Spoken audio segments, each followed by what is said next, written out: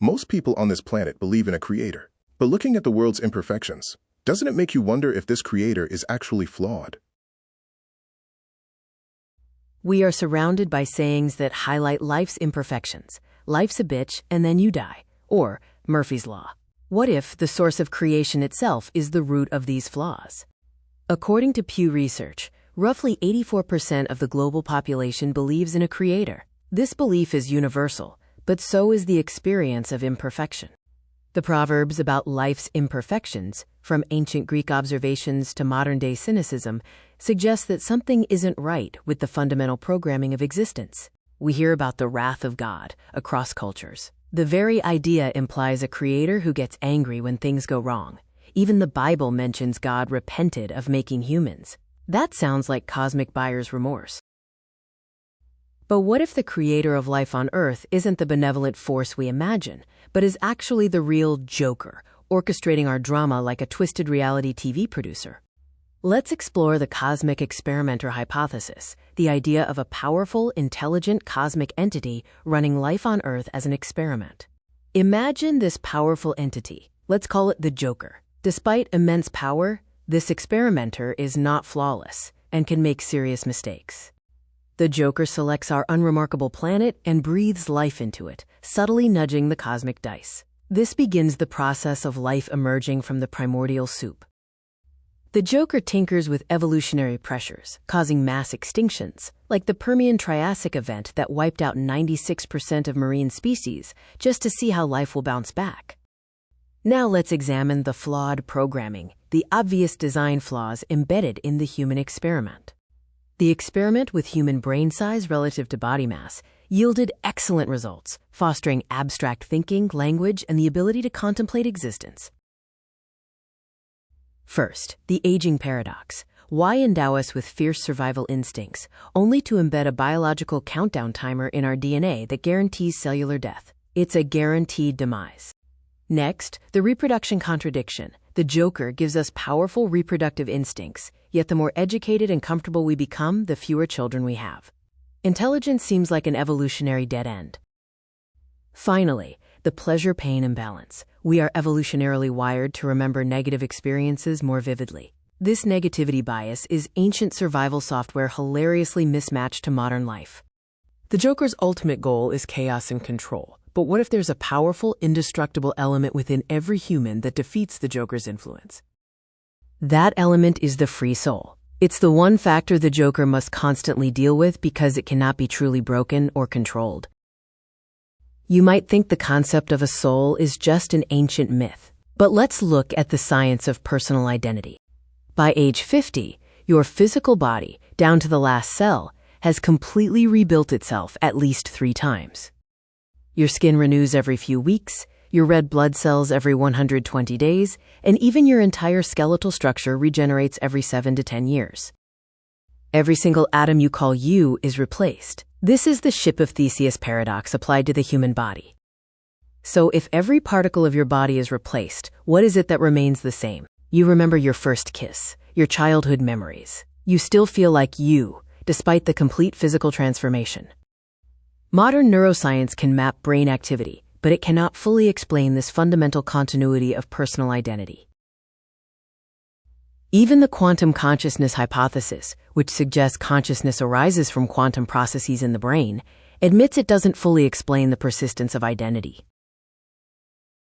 This brings us back to the only hypothesis that currently holds up, the soul as the anchor of identity. The soul is the only hypothesis that explains the persistence of self through complete physical transformation over a lifetime. If the soul is free and indestructible, how does the Joker ensure the drama of Earth continues? By creating the reincarnation trap. Life on Earth is demonstrably not a cakewalk. Souls, after experiencing the full earthly package, would rationally choose not to incarnate again. This is where the Joker's ingenious solution comes in. The Joker has to lure these souls back into earthly bodies. The Joker invents and spreads powerful religions designed to entice souls back into the cycle of earthly life. Followers are promised various paradises after death, streets of gold, eternal bliss, or at least the absence of suffering. But what if these promises are just a cleverly designed illusion? Imagine this paradise as a carefully constructed illusion, a spiritual theme park that eventually grows tiresome or flawed. Eventually, the souls choose to reincarnate, drawn back to Earth to perpetuate the vicious cycle and global drama that the Joker requires. We are looking at how modern life seems to be orchestrated, and why we feel trapped in routines that often seem meaningless. Humans have mastered deception with remarkable creativity, from massive Ponzi schemes like Bernie Madoff's to faking technology like Theranos. We even fight over territories out of sheer boredom. Consider the Anglo-Zanzibar War of 1896, which lasted only 38 minutes, an absurd flex of power. Sometimes, the Joker intervenes, tossing superweapons to one side, like the atomic bomb ending World War II. Peace reigns for a while, until the chaos resumes with chemical weapons, biological warfare, or even social media. The Joker's next masterstroke is simple. People shouldn't have time to dwell on their thoughts or figure out what's really going on. To achieve this, the greatest time consumption devices ever invented were deployed. If your mind is always busy, you can't think too deeply. Enter entertainment and social media. The average American spends over 7 hours daily looking at screens, discussing fictional lives as if they were real. The Joker's true masterstroke is the modern notion that people must toil for daily bread, even though technology has made most labor unnecessary. Why must we toil for bread when machines can do the work of thousands? This is the core of the work-life imprisonment. Historically, medieval peasants worked about 150 days per year, and hunter-gatherers worked only 3 to 5 hours daily. Yet now, with immense productivity gains, we still require 40-plus hour weeks. For those who skip the grind, there's another game. Addictive systems like social media algorithms and the opioid crisis, ensuring everyone is either working or numbed. Let's consider another ridiculous manifestation of this trap, the fashion industry.